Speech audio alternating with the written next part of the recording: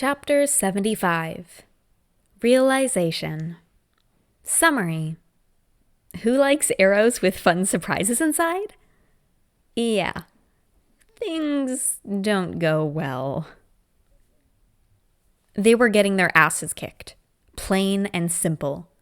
Despite Mei pulling a waterproof gun out of Satan knows where, they were losing. They were on these guys' home turf. More than half of their group were unarmed, and the water had them at a severe disadvantage. Still, Kotsky wasn't going to back down. The bastards hadn't shown themselves, hiding behind stone ribs and dense plants while firing shot after shot. It was coming from all directions at this point, leaving them little time to think as they dodged and deflected the arrows. This isn't working. If things continued like this, they were going to be overwhelmed. It was only a matter of time. "We need to move," Kotsky barked into the comms. "Attack them head on." "What? Are you crazy?" Mina demanded. "There's barely enough time to dodge where we are. If we get any closer, we'll be pincushions." "Do you have a better idea?" Kotsky demanded, knocking another projectile off path just before it hit Denki. "Yeah." Mina tugged Pyerpa out of the way of a shot. "Not doing that."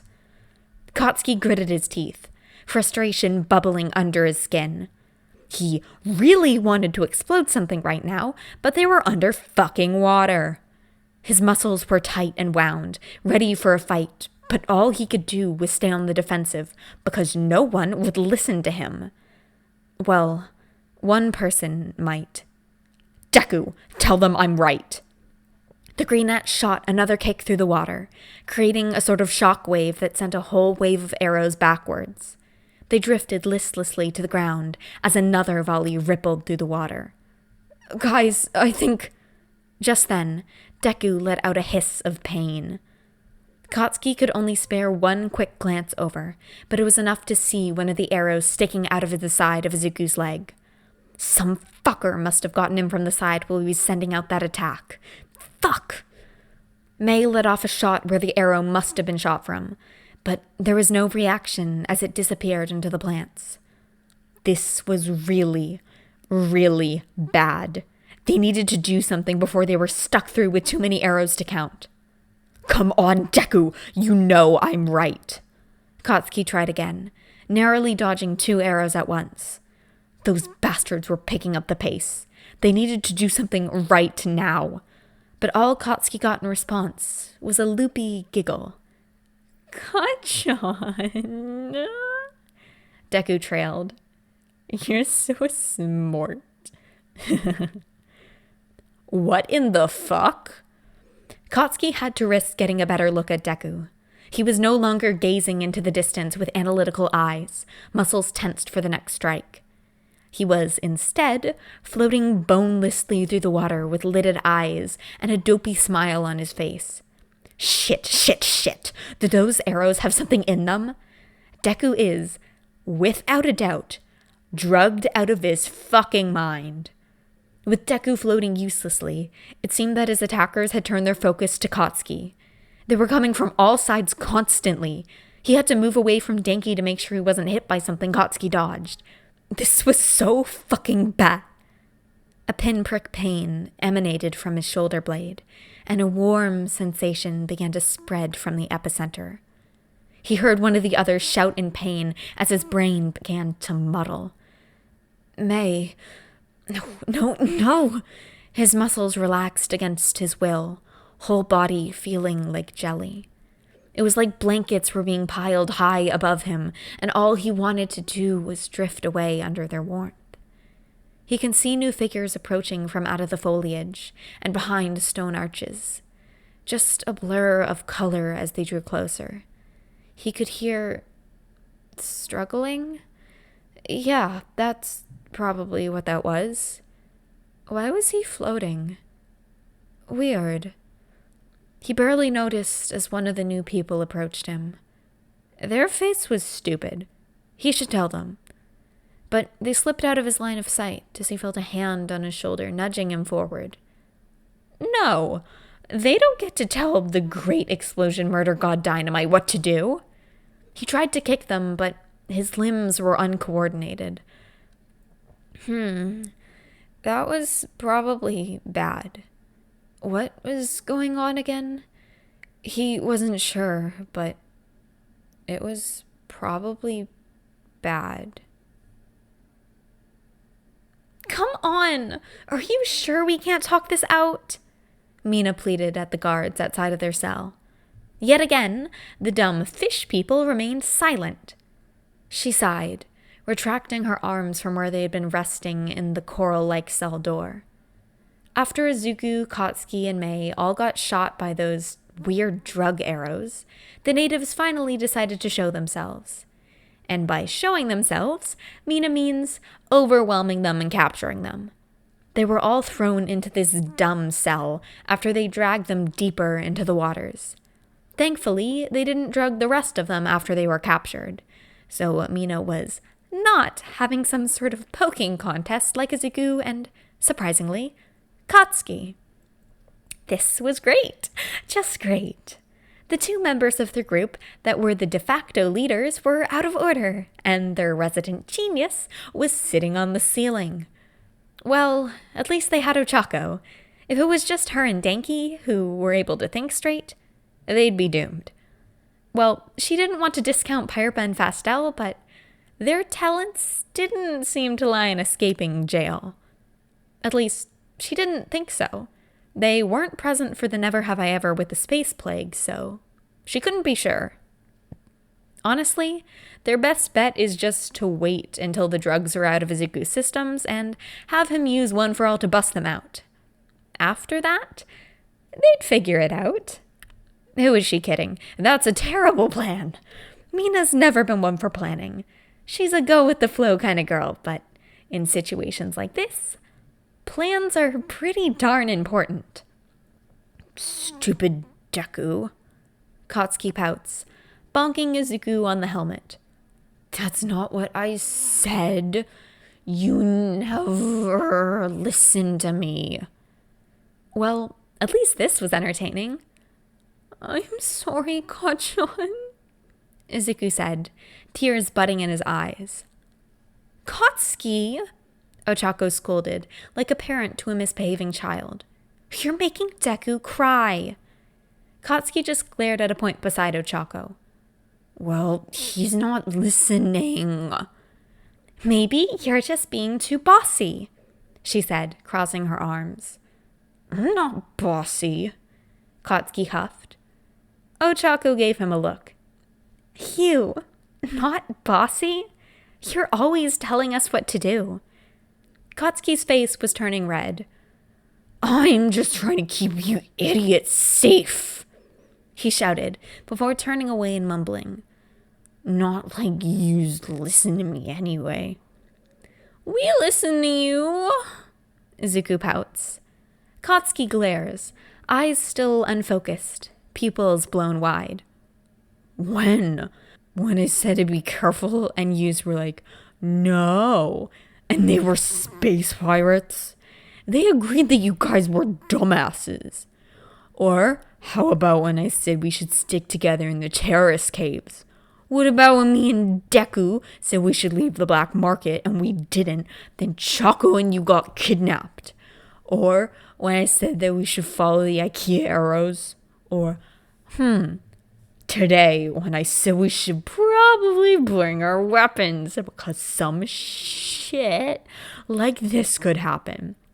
Or when I said that we needed to fight back instead of being dumb.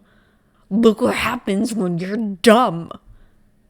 Well, shit. That sounded really bad. Had they been dismissing Katsuki that often? Katsuki continued in his drugged rant. Why do you guys never listen to me? Is it because I'm mean? Is it because I'm weak? He slumped. I just cause everyone trouble. What? Mina gasped. Why would you think that? We love you, Katsuki. I'm sorry we weren't listening to you. We know you're not actually being mean when you call us idiots and stuff. That's just how you show you love us. And weak is not a word anyone would use to describe you. My mom did. It's always my fault. I'm not strong enough. It's my fault. Mina was going to punch that woman in the face. How dare she say that to Katsuki? Didn't she know how much that fucks with a kid? Katsuki didn't open up about his home life a lot, but with every detail, her desire to melt that woman grew tenfold. Kachan! Izuku cried, latching onto Katsuki's side. I'm sorry. Don't listen to what that bitch said to you. You're amazing and wonderful, and I love you so much, and I'm gonna listen to you so much. Katsuki looked at Izuku and... Was he crying? Katsuki crying. Those were some good drugs. You mean it? The blonde sniffled. All of them mean it, Kachan. Katsuki nuzzled his head into Izuku's shoulder, the bulk of the helmet making it a little awkward. Okay, thanks. Aww, Mina wanted to cry, but she also really didn't want to cry into a helmet where she couldn't wipe her eyes. Oh, Kat, Mina said. I promise to listen to you more too. I'm sorry we've been all making you feel that way. Yeah, Ochako cheered. You're really smart. We've all just been voting all or nothing style, which is obviously not working, so let's come up with something better when you're back to normal. That sounds great, Denki agreed. Izuku nods like he's got no spine.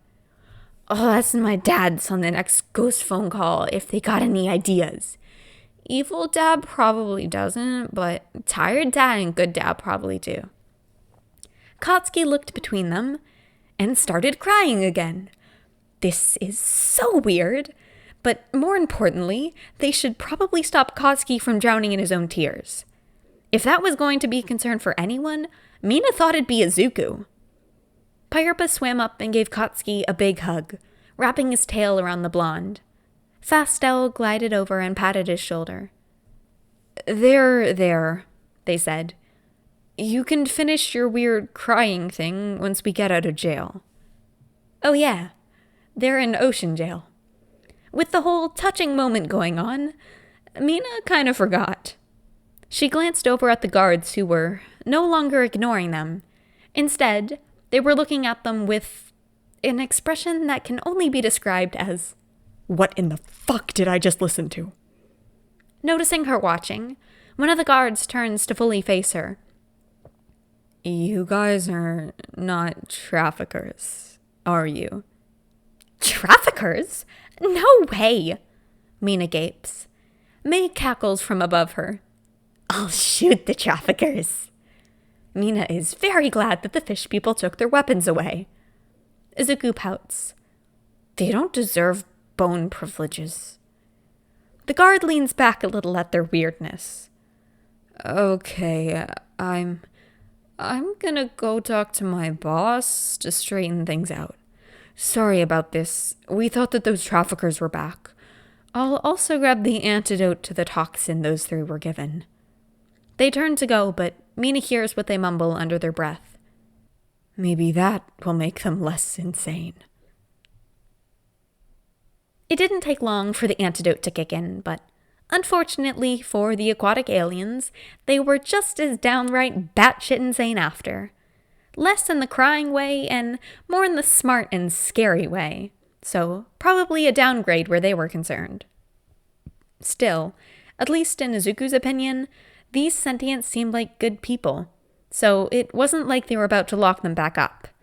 As of now, they were actually helping Pyropa and Fastel find some materials they could incorporate into their clothes. Izuku's mind couldn't help but wander back to what had been told to them. The whole reason they had thought they were traffickers and attacked them was because just a few weeks ago, a group of traffickers attacked their community. Their species live in pods of up to 100 members, this one nearly half that. So, Having 3 of their own taken was a rough blow. The attackers had ambushed the group of adults on the outskirts of their territory. There were actually 4 out at the time, one of them escaping to tell the others what happened. All they really knew about their attackers was that they called themselves the Trellin. Those monsters were everywhere, hurting people without a second thought. It made his blood boil and one for all writhe under his skin like a feral animal. The only consolation was that Izuku and his family were going to take them down. He just hoped it was soon enough to help the people taken from here. Izuku, look! Pyropa squeals, shoving a dazzling purple shell in his face. He blinks, coming back to the moment in front of him before letting a soft smile grace his face. It looks beautiful, Pyropa. You're really good at finding these kinds of things. The boy shakes his head. Fastel is a lot better. They've already filled half their bag. He slips the shell into his own woven bag. I'm gonna find more. And then he's off, troweling the sand-covered seabed, out of reach, but not out of sight. Izuku smiles.